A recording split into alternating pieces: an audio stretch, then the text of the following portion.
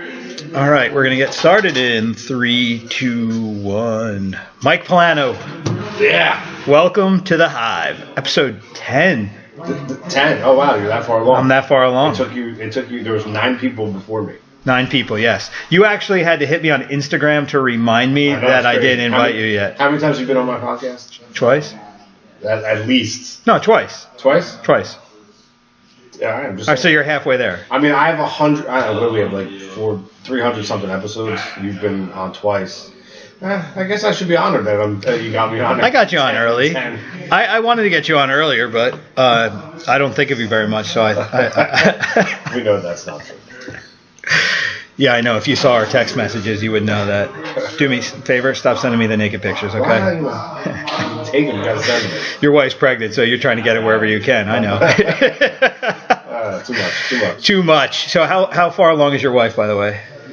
She's due in April, so we have almost 3 months left, man. We just did 22 weeks.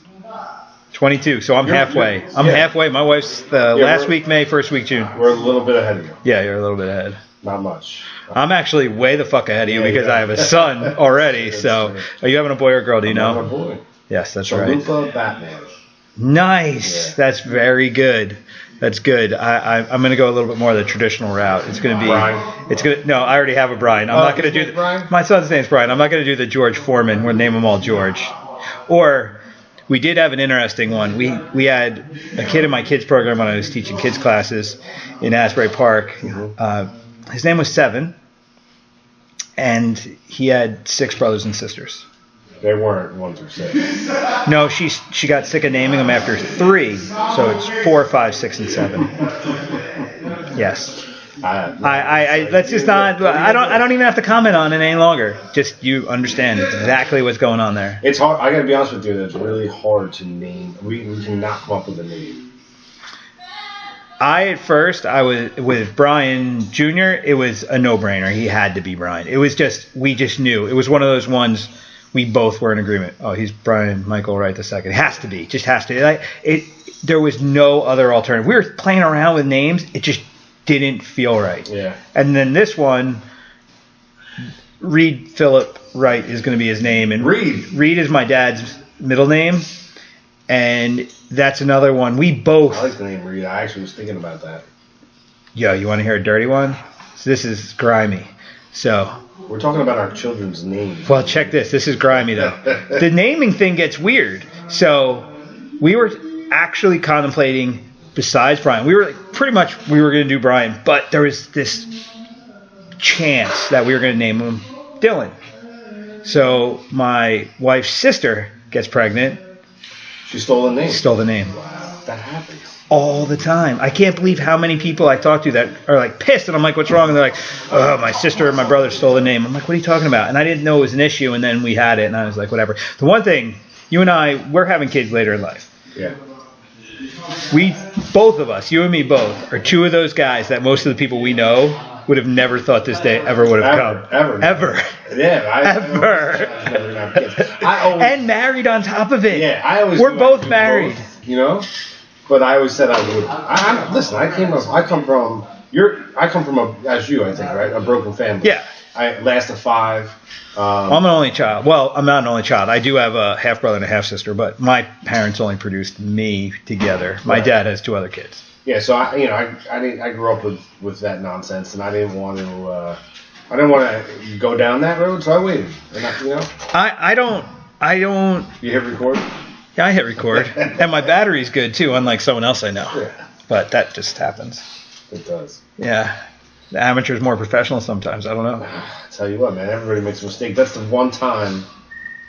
I haven't even talked about it. Ever no one knows what we're talking about right now. So I mean, we can tell them. We have the lost episode filmed at the PBR podcast headquarters. It's like 15 minutes of right. I couldn't even put it up because it was just so out of context because we wrapped it up better at the end. But whatever, shit happens. My fault. Whatever. Yeah, but what I was going at before that was I always wanted to get married and have kids, like it was the thing, but it was just not the time. The nature of my life was not. It just wasn't there. You know when it's right. I didn't know. It just No, I'm saying life made it right. Well, right. That's what I'm talking about. You know, I met my wife when I was 34, and it just worked. I said it last podcast. My buddy Mike. I've had. I think you're the third Mike, by the way. It's some weird like Mike thing going on here. But I was talking about. I said, you know, I joke with my wife. I say I skipped the ex-wife and went straight to the good second one. You know, the trophy wife. Smart man. So yeah, and you know, why screw up kids with me being a young idiot trying to be a parent? That's it. That's how I feel about it. And so I learned a lot of things along the way, and hopefully I'll be a better parent for it. Yep. I'm 42, so I think and I'm ready. You know, I'm ready to do all this. Well, that you emphatically say that. There is no hesitation in your voice. No, I mean, if I wasn't ready, I wouldn't do it. That's why I waited until I was 42. Hey, you know? sometimes you're not ready for it and it happens. But your life I was just very careful. all came together in a way that made it work. So that's good. So we'll see. I'm excited about it. Married is the one. I never, ever thought you'd be married. Honestly, I just thought you would be lifelong, Mr. I'm going to run away from commitment forever. It gets old after a while, you know? We get old. Yeah. We get old. There's a lot of things I used to love to do that I don't love to do anymore. Yeah, I can wholeheartedly understand where you're coming from on that one. You know? Yeah, I definitely get it. How long have we known each other now? 18 years? I want to say it's 18 years. Ish. Well, this under 20. This is my 10th time because 10th episode saying this. 2018 is the 20-year anniversary of me owning my own school. I was in 20 years then. So we've known each. You knew me from the get, like from the old school down there. Yeah, right from the get, we knew each other. I was going to say, we played against each other in sports when we were little kids too. We don't even realize that. Yeah. Probably. River Plaza. What was River Plaza? Joe, you know me. I can't. My brain sucks. I knew you probably from soccer, from like Wayside Field and stuff, from rec soccer or something. Right.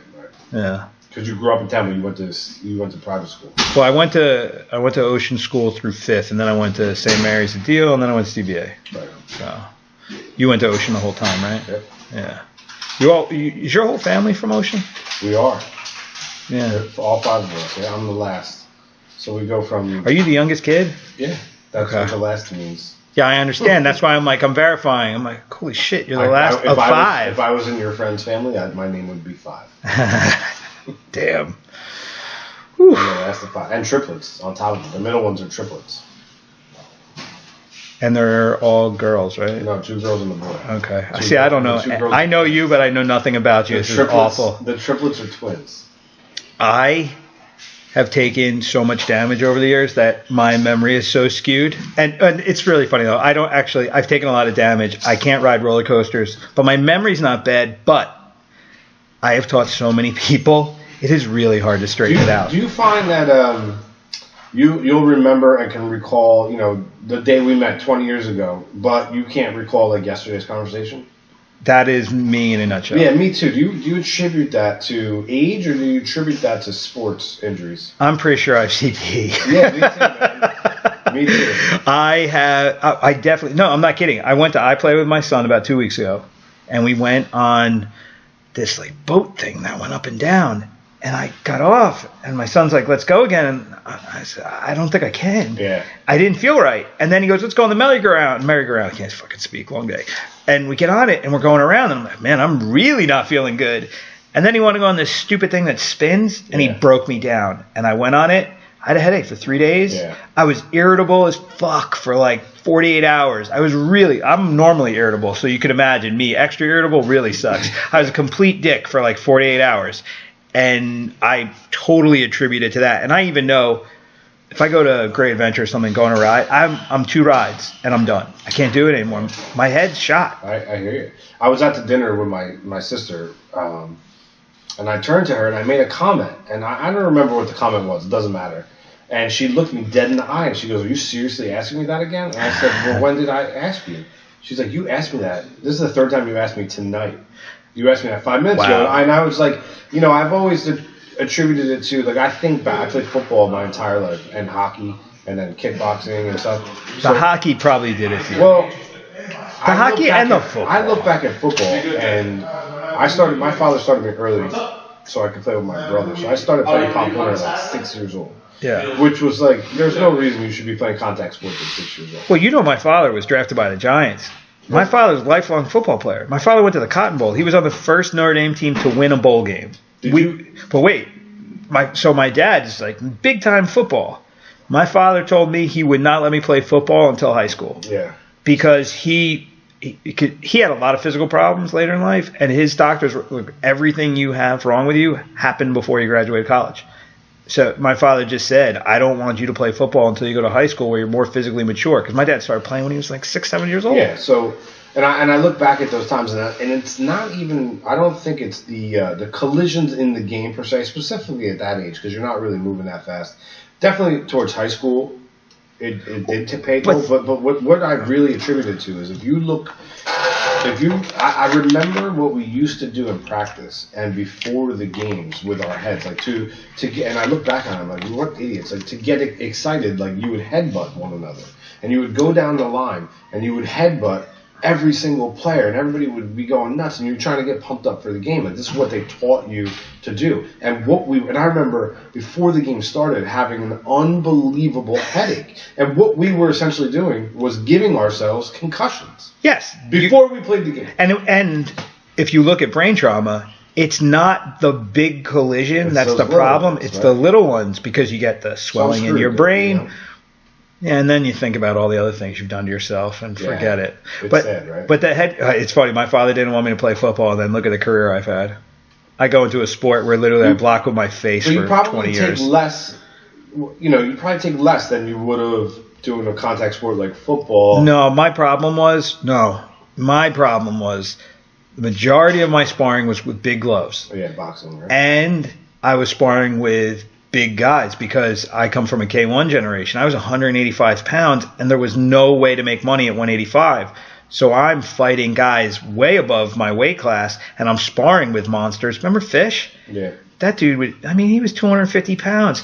And it was not that I was getting knocked out. It was the repeated blows in sparring. It was the sparring that did it. Sure. I don't think I have any brain trauma worth talking about from actual competition. It was all from sparring, because we spar for an hour. Mm-hmm. And at a young age too, right? Like you're talking, like you've been doing. I started karate since how old? 6. So your brain isn't even fully formed until your mid-20s. I started kickboxing at 16. I fought with 10-ounce gloves when I was 18. Well, the smaller the gloves now, the big misconception is people think mixed MMA is so much worse for you, but it's not, because the misconception is like the bigger glove is more protection. Well, when in fact it does much more damage on a punch. And it's the variety of the rule set. So the more limited you are in what you can do, the more focused damage you take. So boxing is by far the most savage, long-term damaging sport you could do in combat sports. Which is why George Foreman can hardly sell a grill, right? Yeah, so you say, okay, you can punch somebody above the waist to the top of their head, and that's all you can do for 15 rounds. Mm-hmm. With big gloves, and if they knock you down and you're knocked stupid, we're gonna let you recover, right. And then we're gonna stick you back out there and you're gonna go at it again. So that's why guys die in boxing, because the brain swells, they get hit, it's a nightmare. So what happens? Where does the future hold for all of these sports we're talking about? Because there's got to be.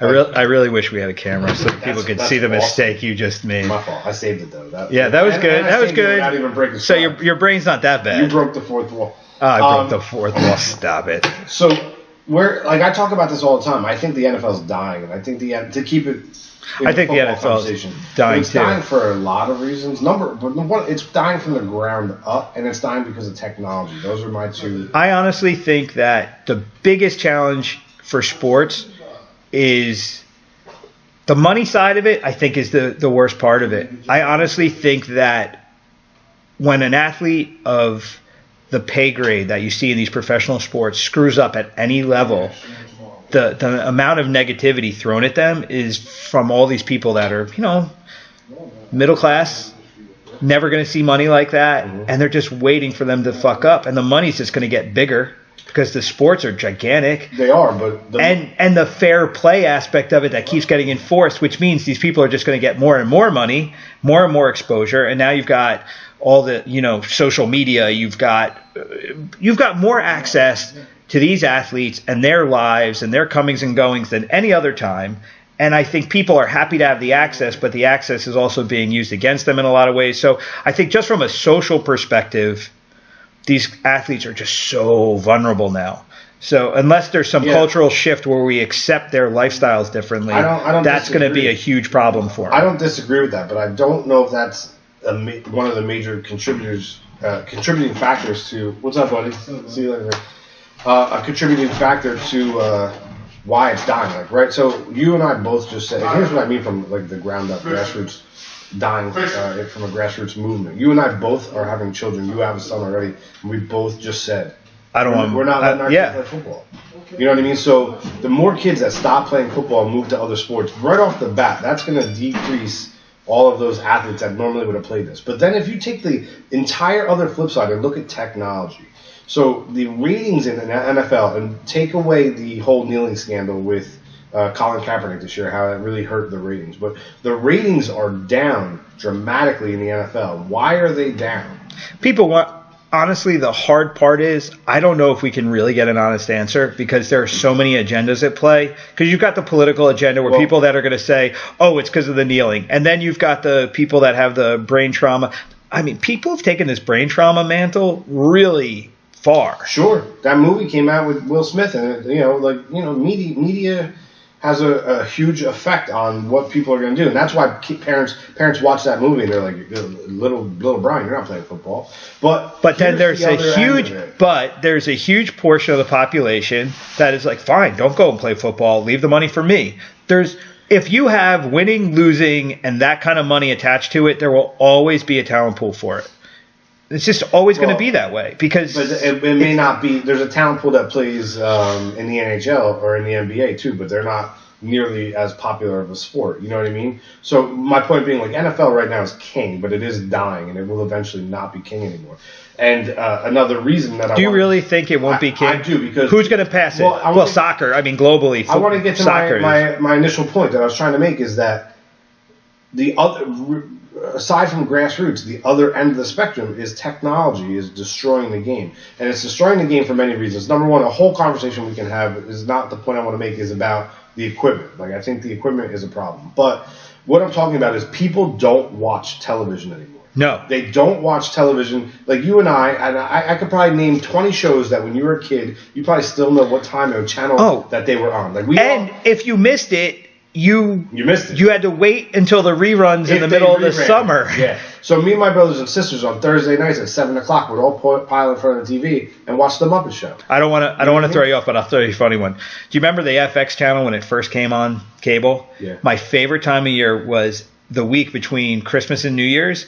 They called it the beginning end week. And they would play the first and last episode of all my favorite shows from the 80s. That's crazy. So it was like the first Miami Vice, the last Miami Vice, the first Knight Rider, the last Knight Rider. Brilliant. They did that for like 5 years. The A-Team, yes. They did all those shows. So I got to see the final episode I never saw. Yeah, that's awesome. Isn't that cool? It is very cool. That's a good idea. So back to my argument, I guess. So people don't watch TV the way they used to watch it. Do we all have a TV in our house? Absolutely, we all have a TV in our house. But do we necessarily sit down at Thursday night at 7:00 to watch the Muppet Show? Absolutely not. No. You DVR shows. You may not even go to your cable box. You may go to Hulu or Netflix or. My son doesn't know what commercials are. Right. So that's my point. So yes. So a kid to sit down and watch a football game is like, that is passe. Like, kids don't do that. I'm going to throw out a statistic about baseball, which is crazy. So baseball, their attendance has been bad as well.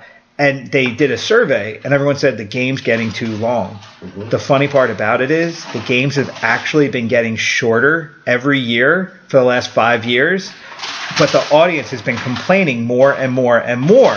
And it's because the attention spans, due to the way we take in media now, I mean, they've done scientific studies already to show that because of Facebook and Twitter and the way in which we consume the majority of information is short form, like super, super fast, condensed, controlled. People don't have the ability to sit for an entire baseball game. Right? And the one with baseball, the most successful parks all have restaurants, they put a petting zoo in Baltimore, I think. They have rides, they have attractions. So guys get bored, they go up, they go do something, they drink, they eat, they play a couple games, they go back and see what's going on with the game. They've had to distract people because you have to go with the way the brains have changed. It's funny because I do a show for the New York Rangers. Yes. Called the Blue Shirt Buzz. Shameless plug. So we were out. Plug away. We were out we did the Winter Classic. And they sent me out to Vegas because the Rangers played the Golden Knights for the first time. So we went to the arena. I did my thing. I basically, with that show, is I run around and I mess with fans and I have a stick mic and I Q&A. So it's a fun little thing they throw up on their social media, the Rangers. So they sent me out there. I do the thing outside of Vegas, and it's set up just like what you're talking about, man. It's like there's bandstands and marching bands and restaurants. It's a spectacle. There's all kinds of stuff outside. And then this is it's the T-Mobile Arena, which is brand new. They just built it. It's the first pro team out there. And they're good. Not that has anything to do with it, but like people are going and really attaching to it. But in the arena, on the whole it's above the upper concourse, and it hangs over the ice, is a nightclub, a bona fide Las Vegas nightclub. And all you need to go to that nightclub is a ticket. And it's exactly what you're talking about. Like, you can go to the game and just go up to that nightclub and watch the game and party and never even sit in a seat. Like, that blew my mind. So if you think about it, though, the way that we're all being retrained to behave as human beings, we don't sit and consume so much anymore. We gather as groups around these things. These things are excuses for us to do stuff. Like a sporting event is a collection of really distracted people, so that you have to give them something to use that energy constructively, I guess. That's the crazy part. So as the money starts to go away, though, I don't think the money's ever going to go away. Well, if nobody's watching TV, then people aren't going to pay to advertise on television. So it's going to but the money's going to go somewhere. But where? Right? Well, so where else right now can you watch football? Well, Twitter. You can't watch football on Twitter. You can't, don't they? I don't think so. I think doesn't ESPN do feeds of all their games on Twitter now? I don't or know. Hulu or something like that. Listen, it would be. I know the NFL was trying to sign a deal with one of the mobile providers to stream all of their games, and it would only behoove them to do that. Yes, because every kid is staring at an iPad or staring at a phone, and if you want that youth that's no longer playing the game to be interested and watch your sport, you better give them access on their device all the time. Like, nobody wants to fight to try to watch the game. And with the advent of social media and gaming and fantasy football, like, kids these days, like, probably 90% of the people you grew up with were Jet fans, Giant fans, Eagle fans. Like, they were local sports teams. Now that is not the case because of this. So if you grew up a Cowboy fan, like, that kid wants access to that Cowboy game on his phone or iPad whenever he wants. The only thing, do you agree with that? I do in part. I think you have an extreme conclusion to it, because I think there's a humanity thing here. I think as human beings, there's always going to be a physical component. So there's a weird one. So Instagram has actually created more activity than less in a certain portion of the population, because people are doing things to take a better picture. So people would climb something that they wouldn't normally climb because they want to be able to take a selfie on top of it. There's weird things like that are happening. And the people that created all of this social network stuff are seeing that they're seeing the pros and the cons in what they did, because now it's a decade of really heavy-duty consumer behavior in these worlds. And now they're realizing that they did some things right, they did some things wrong, and they're trying to create more long form, create more physical. And I think at the end of the day, I think every human being needs to do physical things. I don't think we're going to sit in chairs with sensors hooked up to us and have robots walk around like that Bruce Willis movie. I don't know. But see, again, but then my gym would be shut down. Maybe. But it won't. But I'm doing better now because of it. People love to come here and realize that you know what people do with their phones here? They fight over who's going to plug it into my amp so we can listen to their music, but that's it. People love to come here. They don't have to worry about. They shut it off. You got an hour a day that you can come and shut it off. The government, the United States government, really dropped the ball with social media. right? So everything you take into your body, whether you eat it or it's a drug. Jesus. I don't know if I like where you're going with this. Yeah, these things are like FDA approved, so they let social media slip by without any approvals. And I think that you're going to see in the next few years. You're already seeing it with net neutrality, right? The reversal of net neutrality. You're going to see the government stepping in and putting out warnings about how too much social media and access to the device is super detrimental to your mental health, to your physical health. And I think you're going to see that get curbed big time. It has to, dude. Like how many times do you go out to eat and you look at a couple or a family and it's just glowing faces? Okay. Like, how do you curb that in your house? Well, like, what's the rule? My son knows how to use my tablet, and can he use it whenever he wants? No. So right now I pick my son up from school. He goes to preschool. I pick him up, and he comes to my office with me, and he basically gets about an hour and a half where he can use the tablet. But here's the best part about it, and this is really funny because this is happening now. For the past year and a half, he was addicted to the tablet. Yeah. But now he plays different. He draws more. He does things. He asked me for it. It started off with he would sit there and vegetate on it. And my wife would get so mad. But I didn't care. I was like, let him do it. That's what he wants to do. I didn't care. But then he would start to do things with it on next to him. Now he does that, but it goes off and he doesn't even notice and he keeps doing what he's doing. I don't want to say you can't use it. I don't want to say don't do it because then he's going to really want to. I don't tell my son what he can or cannot do. Video games, one thing. My PlayStation, my wife is like, no, he's got to stop now. I'm like, you know what? Let him play until his fucking eyes bleed because he's going to get sick of it and then he's going to stop on his own and he's going to make the choice and he's going to be like, hey, can we go do something? Dude, that's a very interesting take. But my son does it. But, my parents were pretty controlled. My mom, I will say. My dad wasn't too bad. My dad was kind of like, go outside and do shit. Where my mom was the same. I couldn't watch TV during the week was the thing. And then I became a TV addict because it came like this mystical thing I could never do. Okay. So for like me, a fine line, right? I just want my son to be able to make choices that I have to run the risk of it going wrong, but it's gone right, and it just reaffirms, I think, that our DNA does take care of us in time. I have enough opportunities for my son to do things, and I have a relationship with him where we talk about things. So he's interested in music. We got him a drum set. So my son at 4 is fucking around with the drums, and we took him to a music class, and we got Alexa, because Alexa, he can talk to it, and now he can listen to music, and it tells him stories, and I love the interaction with technology because he's figured out a way to still be physical. It augments his reality instead of being virtual reality. Yeah, I'm not saying you gotta throw him in a closet and throw. No, I got you. Britannica at him. But you gotta curb it, right? Yes. But here's moderation. The thing: he's at 4, so he's on YouTube and he watches. We call it the crazy shows. It's the dads that build Lego things and throw slime at their kids. Like he watches that, but he's not at the age where he's not on Twitter and Facebook and Instagram. That's the one where it gets a little crazy because that stuff is actually engineered for addiction. Yeah. YouTube videos for kids, it's not really addictive, it's entertaining. He's not addicted to it, he's entertained by it. When he's bored, he watches it. The only thing I get issues with is that my son doesn't know how to not be entertained. He has to have something to watch or do. He can't wait. If we have to wait in line for something, you can see in 30 seconds, he's like, come on, give me something. Give me your phone. Give me something. He just can't wait. Yeah. Where we didn't have that option. You couldn't call somebody random. I mean, we had fucking dial-ups and touchstones. You know what I mean? Yeah. It was different. And, yeah, the patience factor of it. Okay, Peppa Pig. You'll figure this one out. There's a cartoon called Peppa Pig. A lot of little kids watch it. The character says boring and different things. They found that kids can verbalize their dissatisfaction with boredom because of this show.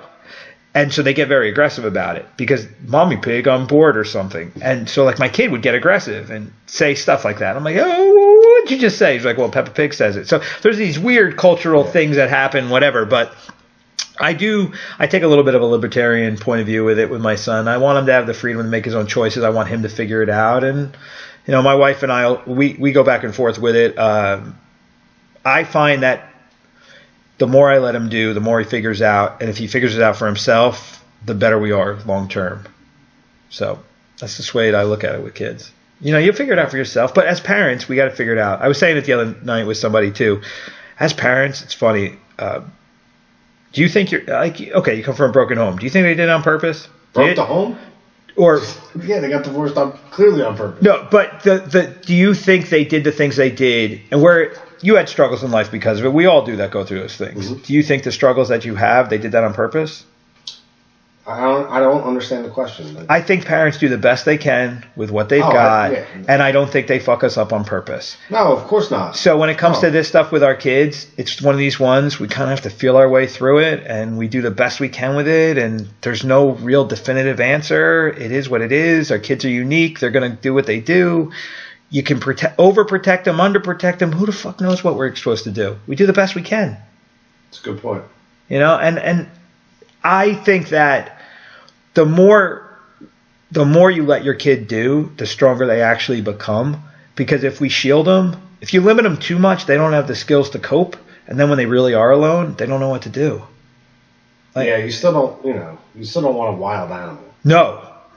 I don't want a wild animal, but my son's not wild because I actually talk to him about stuff. Like I have some really, my wife gets mad at me. She's like, you're talking too deep with him. I'm like, no, he's a smart little kid. You should hear the questions he asks me. So, I mean, I don't go crazy deep, but yeah, when he has questions, I talk to him. He's got a music show this weekend. And I said to him, my wife's like, don't talk about it. I'm like, why? She goes, because if he gets nervous. So I said to him this morning, I said, yo, you nervous? He goes, yeah. He goes, can you stand with me on stage? I said, no, I'm going to be in the crowd. I'm going to look at you. And he goes, but I'm going to feel like I'm alone. I said, why are you going to feel like you're alone? He goes, I don't know. I said, are you afraid of what people are going to say or think? He goes, yeah. I said, why? And he just stares at me. I said, don't worry about what people think. I think you're awesome. I think you're a rock star. I think it's awesome what you're doing. He was like, really? I was like, yeah. So we'll see. He'll probably cry and run off the stage screaming. But no, he's going to love it, dude. Or he's going to cry and run off the stage, and then I go back and try it again. But I'm like, don't worry about it. You're good. He's playing with other kids? Yeah, it's like one of these School of Rock kind of things. Cool. That's great. Yeah. I love it, dude. Yeah. And like families come in, we'll all go. It'll be cool. Go out to breakfast after, whatever. It'll be fun. But yeah, this whole, hey man, raising people in this world with the speed in which things are changing, I think about it. I don't know if my kid's ever going to drive. No, he probably won't. My kid doesn't know what commercials are right now, and he probably won't know what a phone is because it'll probably be some other way of communicating. Alexa does Alexa-ish stuff will do 90% of what we do by hand. I mean, Alexa's on my phone. Do you know Windows 10, by the end of the year, all Windows 10 will be integrated Alexa devices. Sorry, what's Windows? Oh, I'm sorry, you Apple person, you. But Windows 10 will have Alexa built in. So literally, we're sitting here. I use my laptop to interface this, whatever. I'll be able to talk my way through this. I won't have to touch my keyboard anymore. Yeah, it's going to turn into that movie Her or whatever. Exactly. We live in the Matrix already. You know, like I wanted to build a barn door for my bathroom. I redid my upstairs of my house. So you know, we wanted a barn door, so I was shopping for barn doors. I'm looking at these doors. I'm like, I'm pretty sure I could. I wanted it old. I wanted it to look old and weathered. I didn't want a new one, but I wanted a new one. So you went on YouTube? I went on YouTube. I found this guy building a barn door. He not only put the video up step by step on how to do it, but in the description, he had all the links to the aisle of the Home Depot as to where to get the material. So now, when I tell you and how much it would cost and everything, I went to Home Depot. I had YouTube open on my phone. I went aisle to aisle. It was exactly where, not only was it exactly where he said it was going to be, when I was done, then I went back to my house, I built the door in the room, step by step through the video. When I was done, it was wood, it was wood glue, it was screws, okay? When I was done, you could not squeeze an ounce of wood glue out of the tube, and I had one screw left. That's amazing. Like, the guy had it down to the screw. So I learned how to do it. And I built it all in a day. It's a beautiful door. It hangs on my bathroom now in my bedroom. And that's the real Matrix. Did they stick a tube in the back of my neck? And did I go to... No, but it's the same concept. The only thing I need to know now is how to land that helicopter. You know, the thing I totally embrace. You're a school teacher, too. Yes. Yes, I've taught. Yeah. And I like, for me, I look at the whole school thing. The phone it's replaced so much. Like, what do you really? Why do you I'll have tell to? you what, being in the video biz, like I'm a camera operator. I'm in front of the camera, behind the camera. I've produced, I've directed. Like there is the cameraman, is the sound man. Like, these are all things that are very close to being obsolete. You know, I've had people ask me my opinion on cameras. Like, what camera should I buy?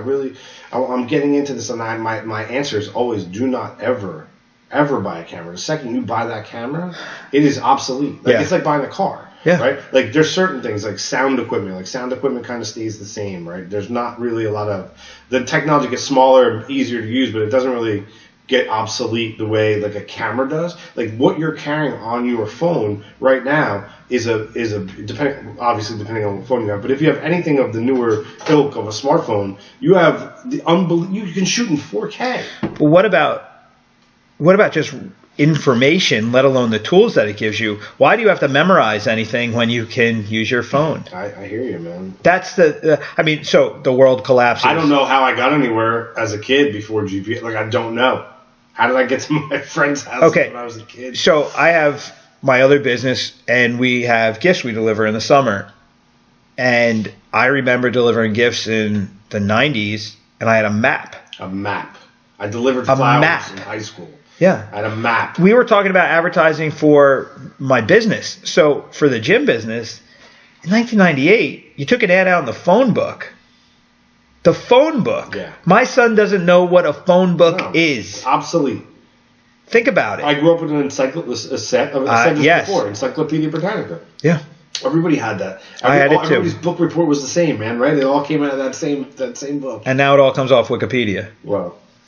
Yeah. But the thing is, why do you need to memorize stuff? I think the world is going to change. You know, the one thing, the argument you still need to have knowledge. You have to, but that's where I was kind of going with it, where I had somebody coming at me the other day with this whole thing of automation is killing the workers of the world, and I had to go against that, because I think the more augmented, the more information, the more whatever technology does, the ones that want to win are going to take the time they have and go deeper on the things that they're working with. So or you'll take that time to do what you enjoy.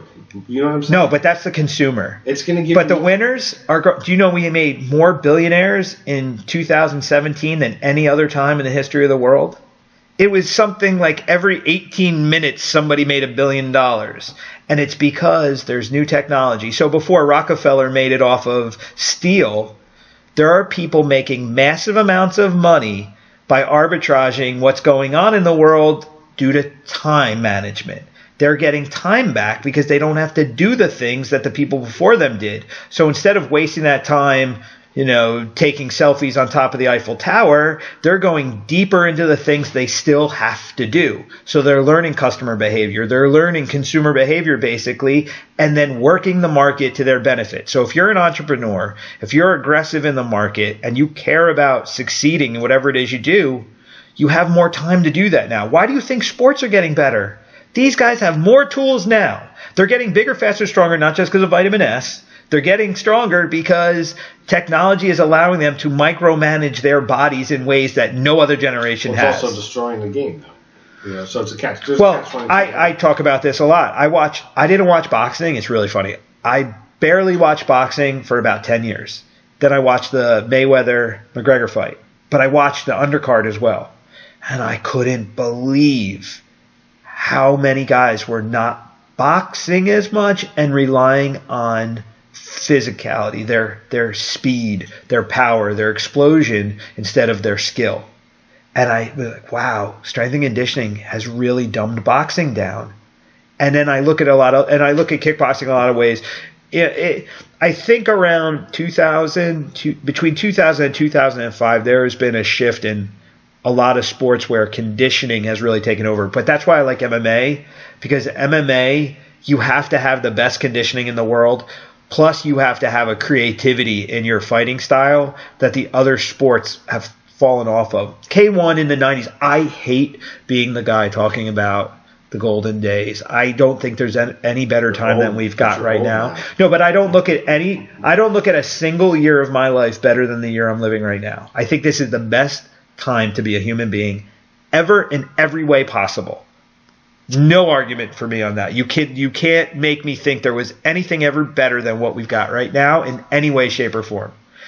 And when I look at sports, though, there are certain times where I appreciated certain aspects of it a little bit differently than today. Like seeing the biggest, strongest guy knock somebody out, okay, fine. I still would like to see some variety and creativity, and that's why I like MMA, because there's a lot of variety and creativity in MMA.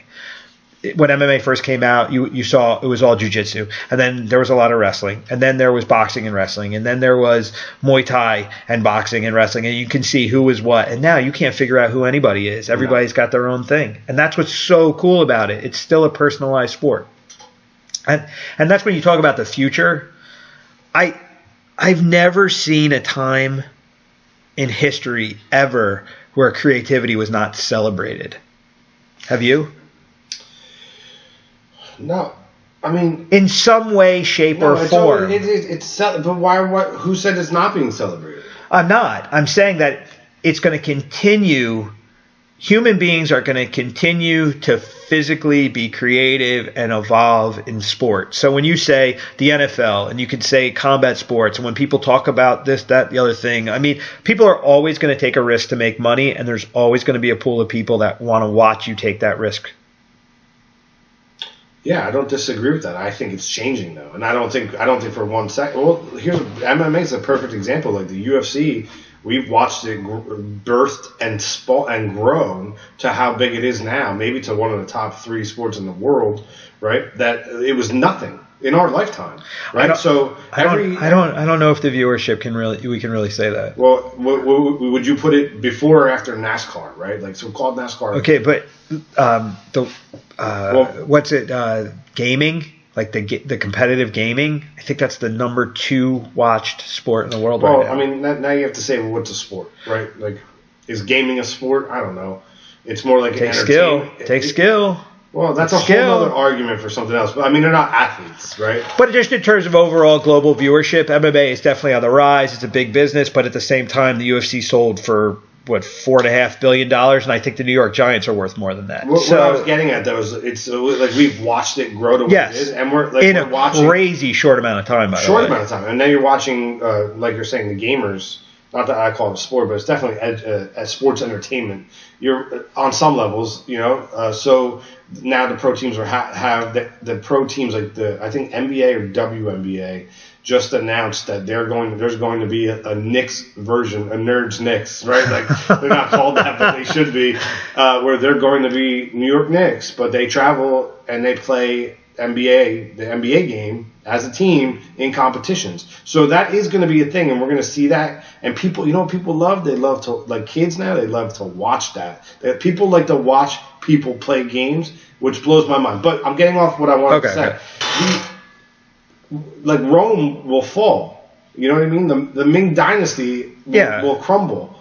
The United States as well, right? So like every great power eventually is going to fall. So the NFL being that great power, I think you're seeing the demise of it. Are there always going to be sports and athletes and they're going to have the ability and they're going to get the big money? Absolutely. Is it always going to be the NFL? Absolutely not. I don't believe that. And I think people are going, like, yeah, we want to be social, but you don't want to go sit in that stadium all the time, especially, and this is going to sound terrible too, but if you go to that stadium and you have to worry about getting blown up and run over by a car. I know. I've heard you talk about that before. You're really paranoid about that. I'm not paranoid at all. I'm a realist. Like I still do it, but like, as time progresses, I think people. You're calling us social animals, and we are, but I think we're already socializing less, and you're putting out more. It's all false. It's all on social media, right? But you're actually doing less. So yeah, you might climb that thing to take that picture better for Instagram, but like you're doing that less than you did before. I don't know. I don't know if I'm going to go that extreme with it, though. I don't know if I can really go down that rabbit hole. I mean, if we agreed on it, this would be a very boring conversation. Yeah. No, but I just think that I see a lot of things happening. The whole fear factor of like the being blown up, whatever. I think that's Joe Rogan into this. Yeah, sorry, but I think that's going to actually. I don't think it's going to be more in time. I think it's going to be less. I think that the problem is for me, is the amount of exposure that we've got to being monitored and watched for me on a libertarian point of view is kind of like I don't know, but then on a safety factor, I think you're not it's doing greater. anything wrong, dude. It's fantastic. Like you talked about Alexa. Like My only issue with that statement is who the fuck is going to tell me what's right and wrong? That's the thing. As far as the laws are concerned. Yeah, but if you lived in Canada where there's no freedom of speech, and you make fun of a trans person in your living room, you can get a fucking fine, and if you don't pay that fine, you might go to jail. It's crazy, right? That's fucking nuts. That's the world we live in. That's the dumbass world. And you world. just said 5 minutes ago, this is the best time possible to live in. But I think having an argument about that is a hell of a lot better than arguing, did my neighbor die of the plague? You know? Yeah, I mean, Pam and I, the lovely and talented Pam, my wife, we went camping last summer, 2 summers ago, whatever it was. And we went with a bunch of family members, and we were like, it was like glamping. Like there was a lot. We pulled up to a site. It had water and electric, but we tented on it. You know what I mean? It was one That's of those. cool. However, we took our phones, dude, and we were there for 4 days. We took our phones and shut them off and put them in the glove compartment of the car. And like the first moments, like it was kind of like you're reaching for. You look, oh, I want to take a picture of this. I want to check that. I want to look at this. Uh-huh. And at first you're doing that, but that went away super fast. And dude, when I tell you, like, I felt after the 4 days were over, I didn't want my phone. I didn't care about my phone. I felt recharged. I was out in the woods. We were swimming in rivers and lakes and walking the dog and hiking and barbecuing and cooking and conversing with people around the fire, right? And there was no blue glow on people's faces. And Brian, it was like it was like a recharge of humanity. You're speaking to the choir. I said this the last time on the last episode talking to Mike McIntosh. We were talking, and my thing is the more engaged, the more you do, the less you give a shit about any of these things that we just went to. It's a drug. But it's not even just the phone, but it's even the bullshit conversation about the weird social constructs we're getting all wrapped up in on a daily basis. It all goes away. When you're doing what you want to do, when you're happy with people you give a shit about, doing shit you like to do, you don't care about anything. Until you need that fix, though. And that's why I don't need to see the government step in and put warnings on social media, and they're going to put... Like, but you want to know why? But you want to know why they're not? But they're not. But they're not because the government is the number one pusher of mind-numbing things. They love the manipulation. They don't control it. It's bullshit. They're trying to control it. Do you think they didn't learn from this perceived... Russia hacking, real, not real, whatever. Russians really did try to get involved. What the effect was, I don't know. But you're not going to tell me that the Democrats and the Republicans are not putting together an army of people in a basement somewhere getting ready to go on a social media campaign to change the culture so that they can win. Look what happened. Look who's in our office. Whether you agree with it or disagree, that's not the argument I want to have. He's president because of his social media prowess and his popularity, his fame. No. That's why he's president. Well, I agree, but I think he's president because of what representing that now, because we're in that divide where you have the old way and the new way in a lot of ways, and I think there are a lot of people that live in this weird spot right now where they want change in any way, shape, or form, and having access to the entertainment push into it.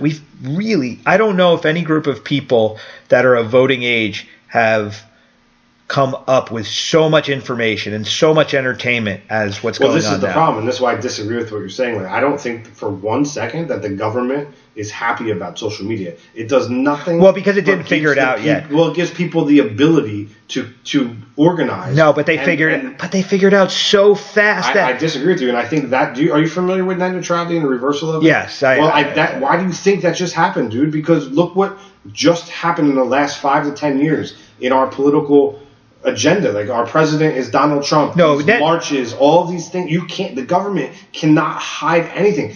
They wanted, so you don't think for 1 second that the government or the Bilderbergs or them, whoever they are, wanted the Clintons to be in power? Why? And why? No, wait, no. I wasn't saying why to that. I was saying, why do you think the reversal of net neutrality happened? Because they're going to shut these things down. They're going to make it more difficult. They're going to the reversal. All right, so net. They're going to control it for their own purposes. They're going to control it for their own purposes through the. See, I think big business is just extremely excited about net neutrality being reversed.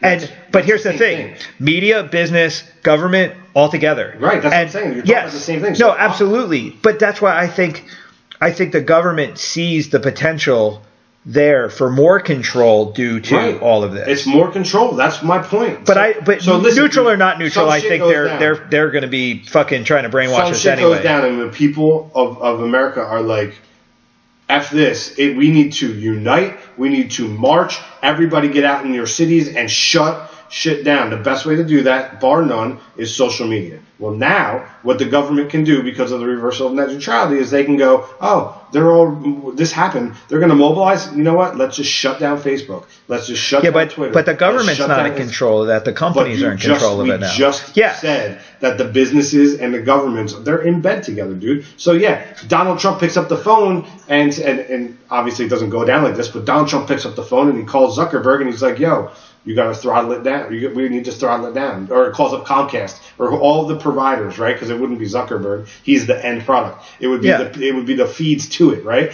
And he would just be like, guys, let's shut it down. And boom, your bandwidth is now shut off. This is like some China shit, right? But I think I see that as a possibility. Why else would you reverse it? This is step one. No, because they want to make money. That's why. It's all money. It's money. It's money. It's money. Well, money, yes, and money is power. So of course they need to stay in power to get the money. But the way money is functioning is different today too, and the opportunity that people have today to make money is different. And I think that a lot of the giants are falling because the power is actually coming back to our hands due to this. Net neutrality could be used against us so that we don't have as much power to develop the small bit. Here's the big one for me: a startup business with a neutral internet where we all have the same speed. That's what it used to be. Did you ever see the picture of Bezos sitting at the desk with like the handwritten Amazon sign on the wall in like 1998? He's like sitting in a little office typing away on the keyboard.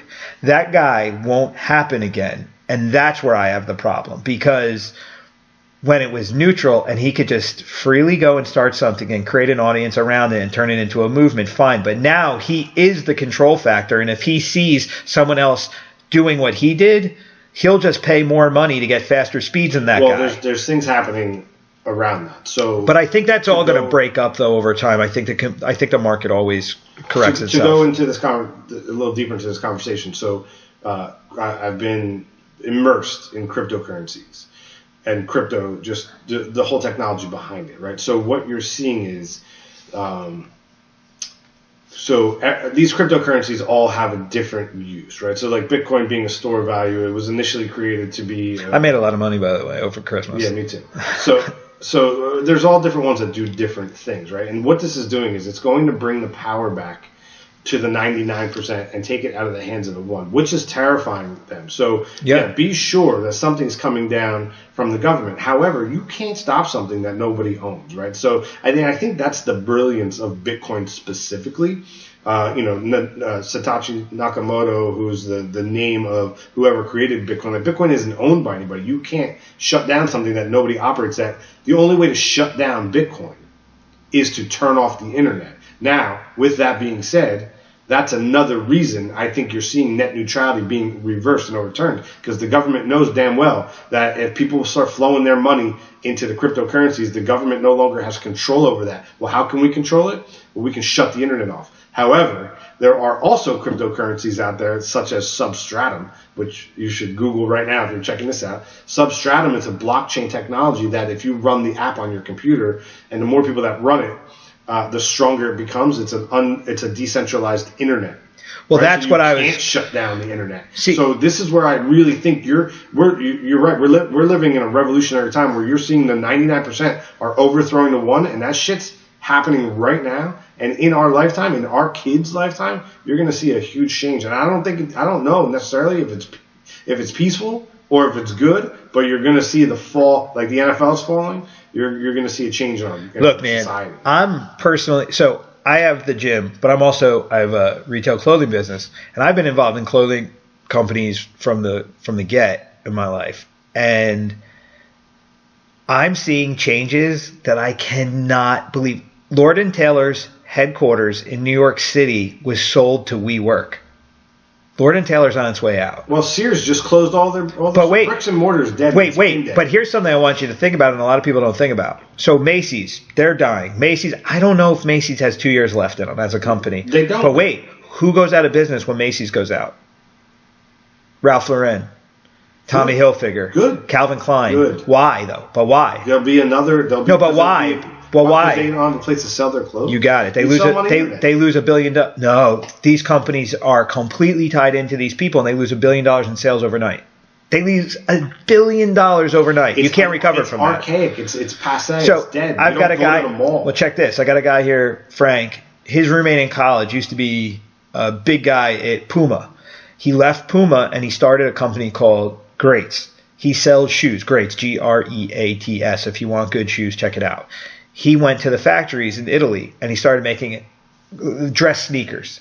He sells them at a wholesale price as a retail. So how retail works, basically, you get it manufactured for 10, your wholesale price is 20, your retail price is 40. Yeah, so he cut out the middle guy and is selling direct. He's selling direct to consumer at a wholesale rate. He has a company that was valued at it's the whole crazy amount. It was like a $50 million valuation overnight. It's the whole point of decentralization, right? And that's where we're going. We're giving the power back to 99. So, all right, let me break this down for you, right?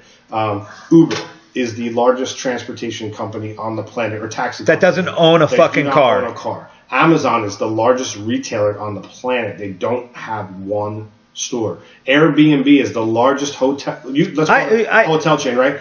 So they don't own a single thing. Home. But wait. Airbnb, the crazy part about that, 13% decrease in hotel occupancy worldwide. 13% globally, the hotel industry has suffered due to Airbnb. Doesn't sound like a huge number, but that's 25% of the global workforce in hotels cannot get paid for. It's a positive. I agree with you. Is it a positive for that said hotel? No, but you want to know what? But guess what? Airbnb your rooms. Hotels, no, forget it. Hotels, the level of service in hotels, the cleanliness in hotels, the quality of hotels has increased dramatically due to this. Better? Oh my God, I travel quite a bit. I have never every hotel that there are shitty hotels, but if you're paying at least $100 for a room, you're getting way more room than you ever used to get. I've traveled my whole life, a lot. I can't believe the level of service. They're begging for your business now because the market is so competitive. I think all these things are good. I think I love competition. I went to the mall to see Star Wars. So Pam and I went. We saw Star Wars. We bought a stuffed Chewbacca for Chalupa Batman. It's already in this room waiting for him to come to this world. So it opened around Christmas, right before Christmas. We got there a little early, and she was pregnant, obviously, so we walked the mall. I got a cup of coffee. I bought some licorice, and we went back to the movie. It was the week, two weeks before, it was opening day, so when did it open, like December 14th or 15th? There was nobody in the mall. Now, flashback to 1997, dude. Forget it. You can't move. Forget it. I remember, 5 years ago, I went to Freehold Mall at midnight the week before Christmas, and it was packed. I went to Freehold Mall 2 days before Christmas, and it was kind of dead. Dead. I couldn't believe it. The world's not changing. The world has completely changed. I bought 80% of my gifts on Amazon. Yeah, why leave the house? If you leave, I'm a busy guy. No, forget about danger. I'm just busy. You got to worry about so much when you leave the house. It comes right to my door, and it's 2 days right now. You can get it one day. And I get a lot of stuff. And very soon, it's going to be same day because they're opening Amazon. The more of those big facilities they open, and they're opening one. I think Newark is one of the cities. Why did they buy Whole Foods? Did Amazon, because they're going to probably start selling. You didn't know they bought Whole Foods? Food too, no. They bought Whole Foods because now they have a national distributor for alcohol, food.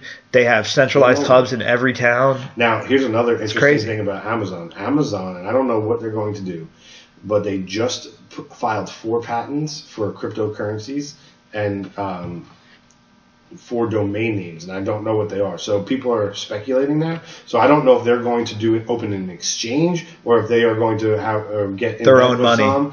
Maybe. Then why wouldn't? Why wouldn't? Well, here's the thing about money, and I've always said this. People, when I get a lot, we all get stressed out about money at some point because we got bills to pay. But if you think about it, money is just a theoretical construct that we all agree on.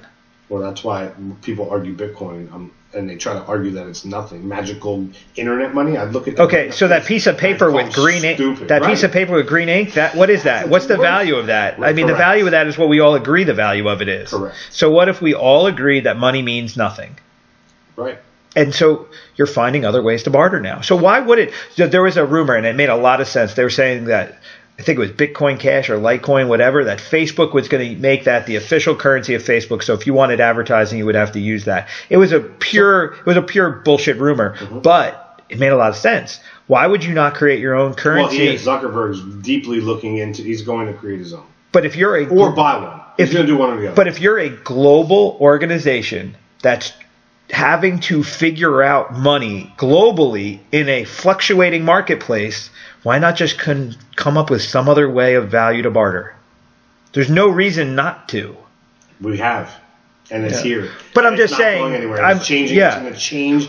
I don't. Do you remember when we were kids how the internet changed everything? Like I remember the day I saw the first billboard that said Coca-Cola.com, and I was like, "What is that? What the hell is www dot?" I remember saying that, and I remember like denouncing it. Like I'll never use the internet. Are you kidding me? I never said that. I embraced it right away. My whole life revolves around working on the internet, right? But like that's what people are missing about blockchain technology right now. Like this is the internet 2.0, 4.0, and is revolutionizing every single industry, and it's slowly going to creep into all of the technology. If it hasn't already, then you're not going to know that you're using, and it's changing everything.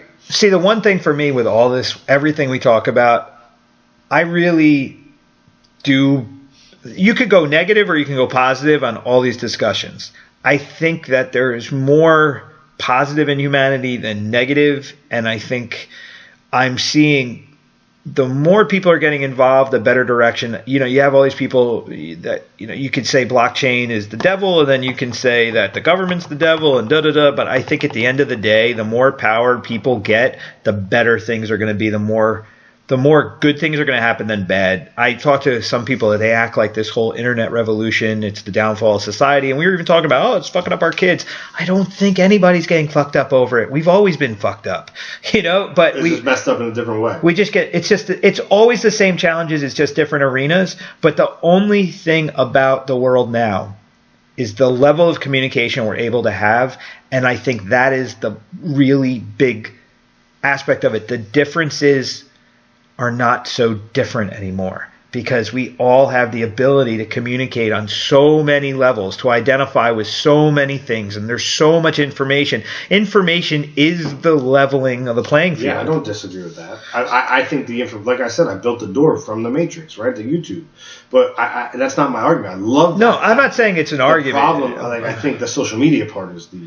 I think it's the mechanisms in which we communicate are going to shift over time to accommodate us better. Are you ready for this shit? This is like all right, so it's just coming out now into the public eye, which means it's been working in the background for a long time. And the dumbest way you can describe it is if you have Snapchat, open up a Snapchat filter. I stopped using this long ago. Open up a Snapchat filter and then take a different picture of a celebrity, and you can put it over your face now.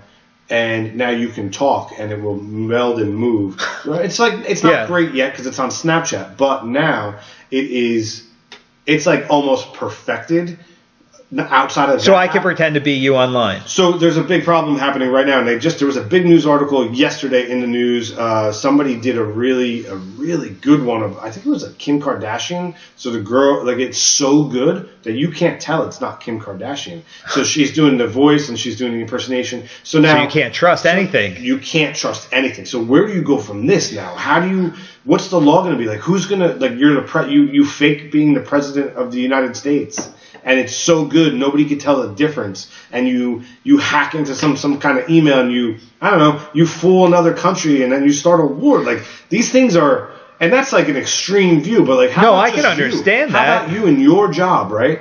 I fake being you, and I put some shit out on social. I hack your account while you're asleep, and I talk shit about. Well, even worse. You know what I mean? Well, even worse. What happens if I actually say I go and I'm married, but I go and there's a young woman that I go and communicate with, and then she comes to my wife, and she comes to my wife and says, "You know, your husband's hitting on me," and then I go, "No, somebody must have stole my face." Yeah, somebody must have stole my face. So what happened? It was porn. That was the article. So people, it's celebrity fantasy. So these porn my stars God. are putting the digital On their face. and it looks like them, they talk like them, and it's not them. So, and this is only going to get better. So here's the thing about technology, dude, right? So, and I use Google Glass as the perfect example.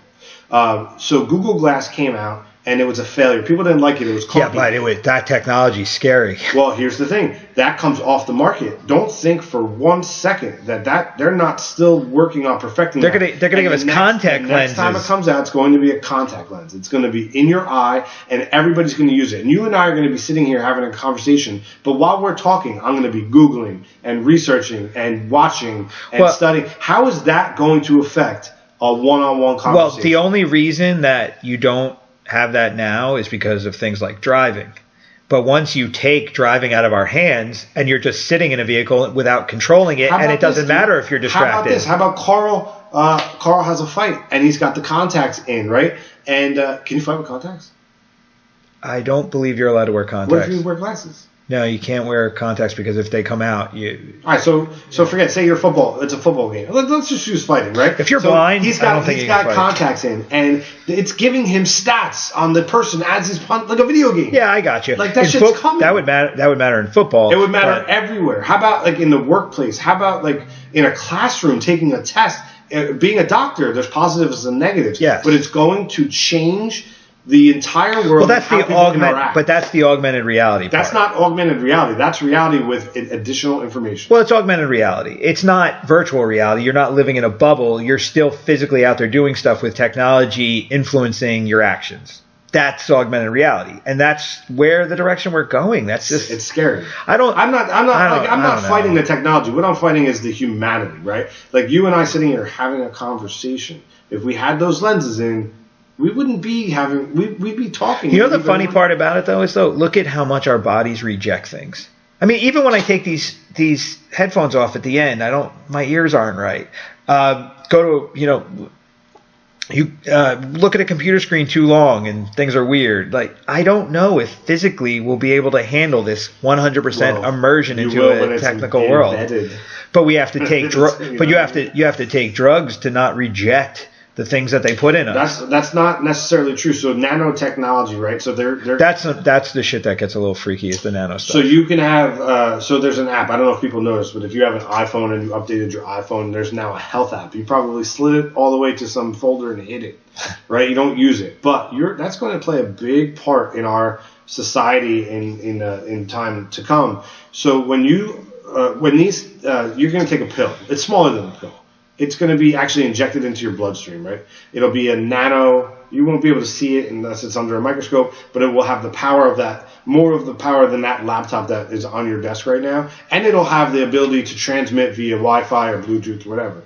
So as that pill, that nanotechnology is in your bloodstream, it will constantly be scanning your vitals. It'll know your blood sugar levels, your fat content, your heart rate. It'll know everything because it'll be inside your body and it'll be transmitting it to maybe a watch, maybe a phone, and it'll updating that app, which your doctor will be able to download. And when so basically, if you don't have technology embedded into your body within the next 5 or 10 years, you won't be able to keep up with technology. Like that's what Ray Kurzweil has been preaching forever. But think about that, dude. So you're not. These headphones are archaic. They feel weird. No, I understand. It's going to be a chip, right? We already a chip in your brain, or like you're going to start putting these pieces in. We already do it with hips and knees, and you know what I mean. Like, no, I understand. I mean, there's weird stuff. People are injecting young people's blood. There's a guy that's trying to make new skin that's infused with spider webs that makes bulletproof skin, and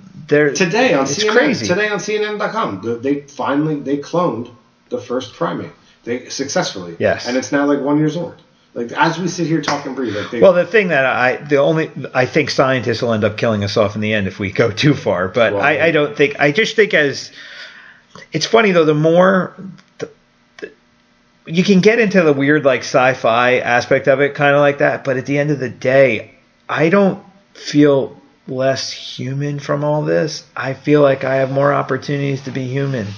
Seriously. Yeah, I mean, I have more opportunities to be human now. because I have more time to be human because I don't have to do a lot of things that I used to have to do. I agree with that. And I have a lot more time to spend with my kid, and my kid and I have a lot more options and things to do. And at the end of the day, when I go to the park and he goes down the slide, he's still fucking happy. So I can't mimic that. Like, he put on VR goggles and thought it was the funniest thing in the world, but that lasted about 5 minutes. We went to the park for 35. So there's still something about sunlight and air and sweating and physical contact. I'm not contending that's ever going to go away. But I just think that we find a balance in it. The issues that you get into, I think the social constructs are more scary because of technology than anything. I talk about this a lot, is I think the echo chambers that technology creates for a lot of people, for the communication social technologies, are my biggest problem. So I said this last time, if you're on Facebook, most of the people on Facebook that you're friends with think the way you do. So when you think you're changing the world, you're just affirming what you all agree on. So you're not really doing anything except getting more emboldened about some bullshit idea that you all fucking agree on. I almost deleted it off my phone today. The only reason I didn't delete it is because I need it for my work. Yes, that's it. Like, I ran for town council and last year, and now I didn't win, but now I was appointed to 2 boards, so I need it for that. I need it for the Rangers. I need it for I am PBR podcast. only on that's it. The only reason I'm on it. But it's marketing for me. I wanted to delete it, dude. The only reason I'm on social is to promote my projects. Period. That is it. Do you know I blocked the majority of my family because I don't need them to get a stream of marketing consciousness from my Hootsuite app. They probably blocked you prior, right? You know what I mean? Yeah. The only thing is, the only one I interact with friends is my personal Instagram, because I feel like having photos of my son updates the people I give a shit about in my life about what's going on. That's about it. Facebook, I think, is just one big, massive marketing tool.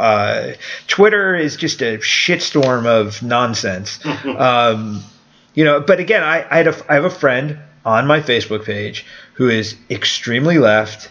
He's from Asbury. He has a particular thought process about rights and different things. And I had to hit him up the other day, and I was like, you've got to stop pretending that you're changing the world. You're literally just talking to your 5 friends. Like, stop. If you really want to change the world, go change the world. Mm-hmm.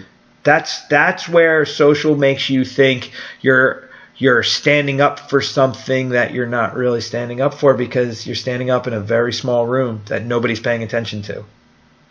You can when you write that post that you think the world's going to care about, you got to remember the world's not looking at it. It's just the amount of people that are your friends, and only like 3% of them are actually seeing it. Right. Which is not how it was initially intended to be on Facebook. No, it wasn't. But now Facebook is like, ooh, we kind of fucked up here, because we're empowering the wrong people and we're drowning out the right people, and they're trying to figure out how are they going to re-engineer it to make it a more viable tool. From what I read something about, Facebook is trying to go more of a route where it's actually more of a social / marketing. It's almost an Amazon-esque marketing platform at this point. So it just sells a lot of shit. It sells bad ideas and products we don't need. So sure. Are we supposed to be talking about fighting? No. Talk about whatever the fuck we want to talk about. This podcast is not about fighting. It's about my people I know and whatever we want. It's funny. I know you through the gym, and we get to have this conversation because of it. The one thing I stress on this podcast is the diversity of people that I've come in contact, and the people in this gym come in contact with, and different ideas that we have, and that a community of people is not just about fighting or whatever. And there are some people that think, we're just a bunch of barbarians that hit shit, when it's actually a diverse community of people that have a lot of different ideas, that put it all aside to get on the mat and work out together, find common ground. And then we have the ability to sit down and talk about different stuff. Isn't it funny how people are so ignorant to it? Like when we started pizza, we refer to it as PBR now, but when we started, it was called Pizza Beer Revolution, and people would be like, listen to your show, man. You guys didn't really talk about pizza at all. Like, you really talk like, yeah, man, no shit, asshole. No shit. Like, it's not about pizza and beer. And it's about like your gym brings people together, like food and beverage brings people together, and then you talk. And podcasting, the beauty of podcasting, and I think the reason why podcasting is the medium that's getting more attention than I think any other medium right now, is the humanity part of us. We are herd animals. We like to walk around together and like we like to just get information and agree and disagree and just be a group somewhere. And podcasting brings a lot of people together around ideas. So even a lot of the bullshit out too, right? Well, you and I get to have the conversation that we want to have. And then there's no producer telling you what to say, what not to say. Yeah. There's no commercial break. There's no sponsor. Right? A friend of mine will yell at me, say I curse too much sometimes. But like nobody's saying we're going to take you off the air if you curse. I could do whatever the fuck I want on here. And I could talk about whatever the fuck I want to talk, however the fuck I want to talk about it. So that was enough fucks for this fucking minute. But that's my point, though. I can do that and whatever. And people subscribe to it or don't, and it's the free market. And that's what I love. I'm a free market, libertarian-minded person. I have my opinions about things, but I don't think you have to share my opinion. We could all talk about our opinions and listen, don't listen, I don't care. I think, that's why I like the gym, too. I mean, if you came in, you saw my class, there's a man, there's a woman, there's a white guy, there's a black guy, there's an Indian guy. There's some kid we can't even figure out what the hell he is. And nobody cares. There's always one. But you come out, you do your work, and that's it. Like, that's the beauty of it. That's why I like the whole. It's just all the Matt's a melting pot. Podcast, an opportunity to talk about stuff, whatever. You agree, disagree. It's funny. The bigger the podcast, the more the comments. But the one thing that social did give a lot of people access to. It makes people feel a part of things. So we would watch a show back in the day, and if by chance you got to make a guest appearance, so Miami Vice was huge, right? Yeah. If you got to be on Miami Vice, holy shit. Yeah, it's big. That would be the biggest thing in your life ever at the time. But now you can watch something of that popularity, and you can get involved by being in the comment section, and you can interact with somebody. Or you live tweet it. Like I live tweet The Bachelor. So Real Men Watch Bravo. And I have a T-shirt that prove it. My wife and I used to watch. I watch everything on Bravo. I used to watch Housewives of Orange County. I don't watch that. I take it back. I don't watch anything Housewives. I watched only that one. I didn't watch any of the other ones. That was the only one we watched. That was the only show on Bravo we watched. And but you can get involved now. You can tweet. I've tweeted famous people and had them answer me back, and I know it's them. Yeah. They get the blue check, And so, but. There's a lot of people that have managers running their accounts, but I actually have hit some people up and they've actually hit me back. I've talked to people that I never would have ever had access to before because of this stuff. But again, that does empower people to communicate in weird ways too sometimes. Like people think they're famous, but they're really just comment section famous. Mm-hmm. But I try not to. I don't have a ton of comments, which is fine. I'm okay with that. But as comments build in certain areas, you got to click it off because you realize that the lowest common denominator of humanity is in the comment section. It's really nuts. I say this all the time. Poor Corey. I bring this up too much. Corey Anderson, UFC fighter. His comment section tends to be, "Hey Corey, you're in the UFC. That's great. I don't like the way you fight because you take too many people down. I wish you would stand more. I hate the fact that you're black." Then it turns into like now it's like the racist rant. But it starts off with you for it's just it's insanity. And it's funny, like I go back to the NFL. The kneeling thing. That's turned into a crazy spectacle. I don't care where you stand on it. I have my opinion on it, but because of the amount of space we have to talk about it, it's really negatively impacted the NFL. Mm-hmm. And it's negatively impacted because the viewers have taken sides, and also the players have gotten way too involved. Who would know what a player was thinking 20 years ago? Because a press release would be made by a PR guy, what they were thinking. And if they got caught with some random photo, there was never like a live video of somebody saying a political opinion about some thing that's a hot button topic. You ever get caught in like the Facebook you watch a Facebook video of like a cop pulling somebody off a train or some shit, and then you just get caught up in it, and then that's all you see. It's just videos of cops beating people up, right? And then all of a sudden you're like, cops are the worst, right? It's like Facebook. I mean, it could also be kittens. You can watch a video of a kitten, and then it's just another. It could be people. Like, oh my god, I love kittens. So it could go either way, but it can suck you in quick, man. Like you got to put that shit down. Well, it's like binge watching a Netflix thing. Oh. My son found this magic show on Netflix. It was behind the whatever where they show you all how magic tricks are done. So we started on episode 1. We watched 3 seasons of that fucking show in like 2 days. All we did was watch it over and over and over. But that's the same way. But that's how you have access to all this stuff now. But again, I think you've had that experience. I've had that experience. We've all had the same experience. So at the end of the day, we always fall back to our human tendencies. We don't behave different. So no matter what we do, we're always going to go back to what it is we've evolved into being. I mean, maybe we'll evolve into something else because of this stuff. But at the end of the day, do you realize you'll have a kid and you're going to find something? In a loud room, your kid doesn't cry. In a quiet room, your kid cries. That's been scientifically proven to go back to evolution because the kid that screamed in the woods got eaten. That's a good point. And it stuck with us. Like everything we're talking about, there were 2 cavemen fighting over rocks and sticks and dirt over the same shit. Yep. They were talking about cave paintings. We're talking about cell phones. It don't fucking matter. And it used to happen with 4 people. Now it happens with 4 trillion people because the world just opened up that way. But it's interesting. I think the you can have the pro and con argument all day long. I think you're a little out there on the like afraid of being blown up side of it, but maybe. But again, that's just the paranoid. I have to leave here and go home. By the time you listen to this podcast, I might have been killed. You might be dead. New York, I will not. Can you imagine if that's the last thing I've been recorded saying? Like if I died tonight? Poor Mike, the paranoid fucker that he was. Jesus, this is terrible. Pam, you need to listen to this. Yeah, the one that I will admit, I am slightly hesitant with New York City at times.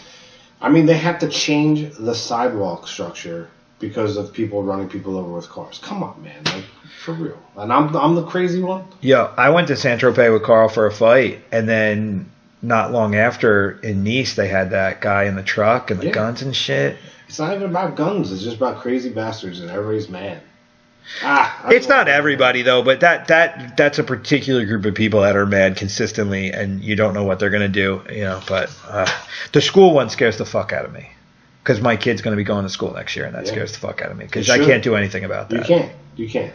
But that's why I'm like, part of me is like I'm scared to death, but then the other part of me is I have to do it. You could be. Here's the thing. I have to do it. I talk a lot. A lot of what I'm saying is for fun. Like about being so scared. Like, of course, I leave my house. You could be scared, but you can't stop living. Yes. So I don't want to be scared, and I don't want to be paranoid. I want to be aware that things could happen.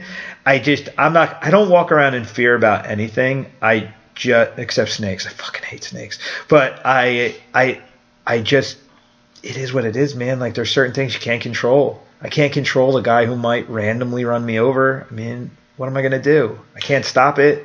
I just got to pay attention. I got to pay as much of attention to things as possible. And if I see the signs, I got to pay attention. You know what was really weird when I was doing my show for the Rangers in Vegas? I just run up to people with a microphone.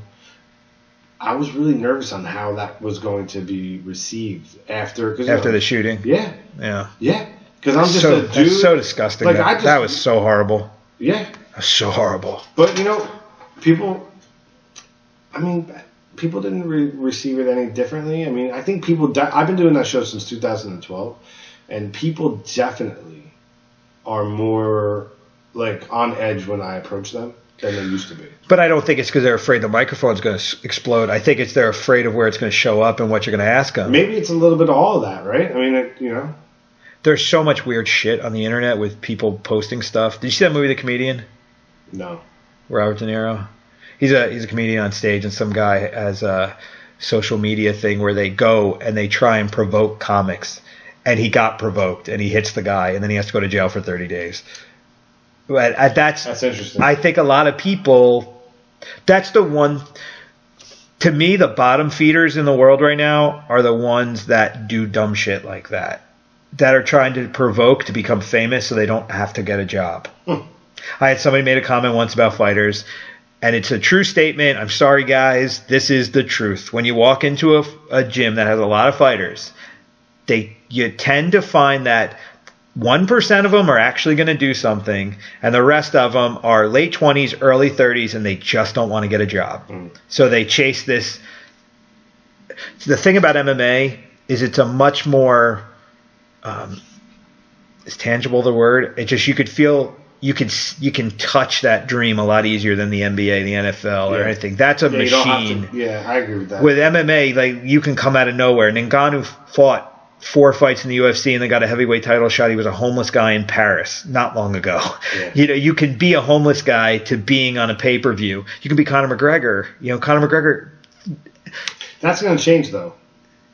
In time it'll change because you'll see like colleges will start having mixed martial arts teams. I don't think MMA will ever be accepted as other sports have been accepted because it's still violence in a lot of people's minds. No. But people don't look at people. I don't know anyone that looks at the NFL, even with the level of violent contact that happens in the NFL. They don't take a religious stance against it. I mean, you have some people that are anti the head contact, but they're not like the devil's making them fight. I mean, people there are people that have a religious hate for MMA that it's like this anti whatever, but they're stupid because there's not a lot of them. There's not enough of them to do any damage. Well, there's enough of them to create noise. There are a lot of people out there. I mean, look, my dad it took me years to get him to understand that MMA is not barbaric, but even my dad bought tickets to go see the UFC. My dad lives in Orlando. The UFC's in February. He's in Orlando. There's a possibility of Carl being on it, so he bought tickets because he thought maybe Carl will be on it. Whatever, but he's going to go. It's going to be a fun night out. But he still asked me, like, does Chuck Liddell still fight? I'm like, he hasn't fought for 10 years. Like, what the fuck? You don't know. I saw him doing some video with Steve-O.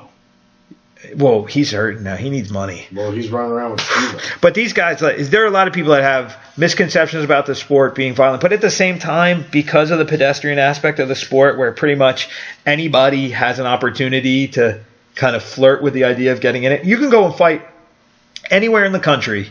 You can find a fight on a Friday or Saturday night somewhere in the country that some dumbass promoter is going to let you get in the cage. And that's the problem with the sport. When that changes, when it's harder to get fights because it's not regulated, but the acceptance, not acceptance, but when the barrier of entry, when the bar, you got to jump higher to get in, when you can't just go and train a couple months to get a fight, when there's actually an amateur program that's producing real professionals consistently and you can't just fight. When there's got to be something to it where there's got to be a little bit more unity on an international level between promoters where you just demand a little bit more out of the athletes and you don't put on so many shows maybe and whatever. But because you can fight. If you can sell tickets, you can get a fight. Because promoters just care about making money. They don't care about fighters. They care about making money. And that's not a problem. That's capitalism. If your job is to make – if you're a promoter – there's a show called Warriors Cup. They used to put on the best Muay Thai fights on the East Coast. And the guy never made any money because the best Muay Thai fighters on the East Coast didn't sell any tickets. So then he had to bring in a partner who knew people that would sell tickets. The quality of the fights went down, but the guy got out of bankruptcy over it. So it's a balance. They've got to make money. So if you're if you're a promotion that doesn't have a huge marketing machine, you have to get guys that come from gyms that sell a lot of tickets. So it's not because promoters are scumbags. It's because of the business that they're in. They're not putting on shows as a charity for your benefit. Yeah, it's their business that you're using to get experience to move to the next level. So it's a handshake agreement there. So fighters that complain that they don't want to sell tickets, well, you're fucking up the sport. Like if you would just sell some goddamn tickets, you would get a higher class of guy, whatever, and promoters would be able to work with you. But that's the weird thing. Like there's no football promotion that's out there where like, hey, if you sell a lot of tickets, I'll let you be the quarterback. Right. They don't have to. And that's the weird thing about prize fighting, man. The prize is really important on both ends. The business has to work, the fighter has to work, and that's why the UFC is going to always have feeders coming out. Like you have a guy, we used to joke, Ohio fighters. Guys out of Ohio would have 50 victories, but I mean, if you looked at it, they fought like the janitor in the bar that the fight was being held. So it's a very odd thing, and that's why I don't know if MMA is ever going to rise to the level of, say, the NFL, the NBA, whatever, in terms of structure, feeding, development. Because, you got to be a little crazy to fight. You don't have to be crazy to play football. You got to be crazy to fight. I don't know if that's true. There's not every position, but some. Yeah, but the percentage of nutbags in other sports compared to MMA, I think, is a little off the charts. And I mean, this is my career, and I'm saying this. Yeah, I get it. It's a combat sport. The pressure. There's got to be something wrong with you to embrace the pressure that fighting brings. People can talk about pressure in sport. Tom Brady has to worry about somebody trying to tackle him, but Tom Brady's never going to take his helmet off, get in the middle of the field with another human being, and go for a certain amount of time, or until somebody knocks somebody out. There's rules in place to make sure that doesn't happen. He'll take a big hit, he'll get something broken here and there, but the game's going to go on, and he's going to get recovered, and he's got a huge machine to help him get better. Fighting, man, when Tom Brady doesn't have one guy that he's thinking about, and that's the mind fuck about fighting. Think about this. If I told you in 6 weeks from now you're going to fight somebody, and that guy knows he's fighting you, and you know he's fighting, you know that this is going to happen, and you know he's training every day to get into his physical best because he wants to kill you, and you want to kill him, just think about the pressure that gets released in that fight. That doesn't happen in anything else. Nothing else. There's no other one-on-one sport that you run that risk. And if you die out there, you die out there.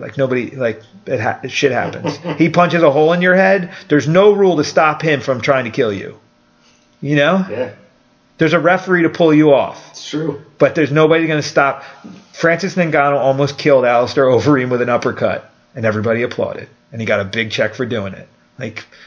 Alistair went home not remembering how he fucking got to the arena. It's crazy. So that's what I'm saying. There's nothing like that. And that's what I'm saying. There's something wrong with you if you do this. And if there's nothing wrong with you, there will be something wrong with you if you have a long career, because that pressure gets to you over time. I believe it. It's not an easy life. No, it's not. It's not meant for everybody. How long have we been going? We've been going for an hour and 30 minutes. My bladder is dictating that we stop. All right. Or pause. All right. Well, here's the deal. Mike, I appreciate you coming in. Thank you for having me. And, we'll definitely have you back, because we didn't get into any of your stuff. We just talked. But I would really like, but I would like to introduce my community to what it is you do a little bit more too, because you work on some cool TV shows and you have a great podcast, and you brought us on, and it's been cool. Check out my Twitter @mpolano or @pbrpod. You can check out the podcast and find me from there. And the Hivecast is available at thehivecast.com. We're also on iTunes, TuneIn, Google Play. I found out that we're on Alexa, but there's a problem where it's not, but that will be resolved really soon. So you can be on Alexa and you say, play the Hive podcast, and we will pop up, which is pretty cool. Yeah, that's really cool. And what else here? Thanks again to Sucker Punch Entertainment, Alienware, Pure Spectrum, Meal Plans to Go, New Jersey Nutrition, all the regular suspects. And you can find us for the gym at killerbcsa.com, killerbcsa on Instagram and Twitter. You can find me at brianwright732.com, brianwright732 on Instagram and Twitter. So that's the deal. Mike. Thanks, dude. Thank you. I went a little longer there. Don't wet your pants. I am. You didn't even talk about knocking me out. It was the first time ever. That's old news. Later.